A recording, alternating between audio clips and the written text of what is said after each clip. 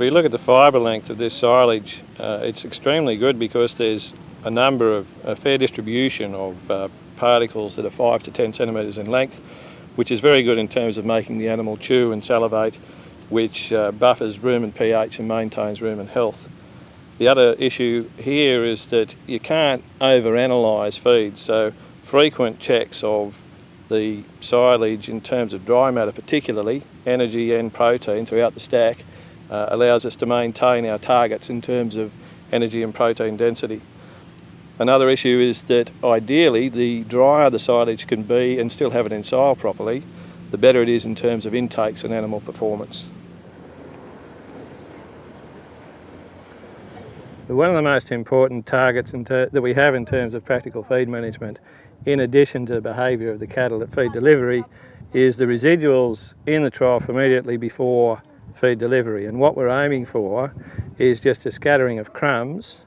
as we've got in this section of the trough here, which shows that cattle haven't had unlimited access to feed, but neither have they been hungry to the point where they've gone and licked up every last grain. So when we achieve that target, when the feed is delivered, we'll achieve usually the behavioural target of 70-30. So 70% of the cattle will move to the front half of the pen and eat and be interested to eat without pushing and jostling, and 30% will be in the back of the pen doing whatever they like to do in their spare time. When we do that, we find that we're more able to achieve stable feed intakes, and stable feed intakes are essential to maintain a stable and efficient rumen fermentation, which gives us our best growth rates and our optimum feed conversion ratio. Consistency is of paramount importance in all aspects of feed management. Now, what we're looking at here with feed mixing with this very simple diet system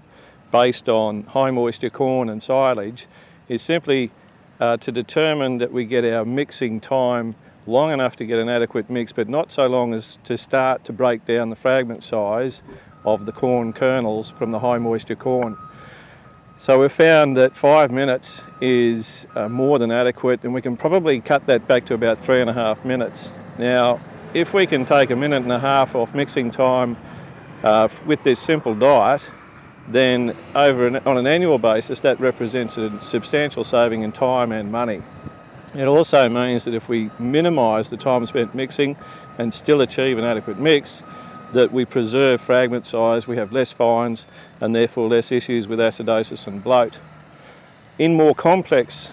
diets involving particularly long roughage that has to be chopped into the mix, the issue to take care of there is to ensure that the mixing is long enough that we actually have an even and consistent mix all the way through. So this is a very different system, simple ingredients, readily mixed, can be mixed very quickly with these real mixes. Alternative diets need much longer times. Now this makes the point that if there's a change at any stage in the consistency of the ingredients, or certainly a change in the diet formulation, that we need to reassess what the mixing time should be and adjust them accordingly. This pen is a clear illustration of the two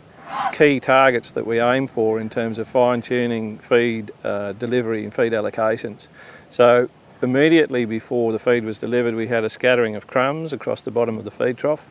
and when the feed was delivered we saw the cattle move up to the trough in a leisurely way and roughly conform to the third, a third and a third rule. So we had a third of the cattle up and eating straight away, a third of the cattle in the front half of the pen, and a third of the cattle lounging around,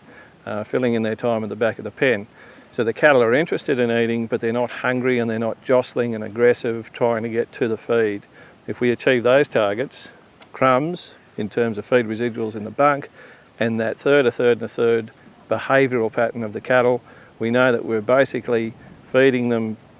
to maximise their intake, but they're cleaning out their own troughs each day. So we don't have issues with old feed build up, and it's pretty close as far as we can work out based on the research to being within about 5% of ad lib intake, which is the point at which we get our optimum feed conversion ratio.